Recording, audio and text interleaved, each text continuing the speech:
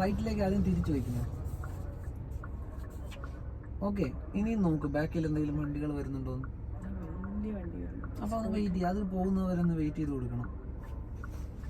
2 kilometre ദൂരെയാണെന്ന് ആ വണ്ടി കിടക്കുന്നത്. ഏതാ വലിയ വണ്ടി അല്ലല്ലോ. അല്ലേ? അപ്പൊ ഓക്കെ. ഇനി എന്ത് ചെയ്യണമെന്ന് മാം നോക്ക്. പിന്നെ അടുത്തടുത്ത് വണ്ടികൾ വരുന്നുണ്ടോന്ന് നോക്കണം. കാരണം ബാക്കിൽ നിന്നുള്ള വണ്ടിയാണ് നമുക്ക് തടസ്സം.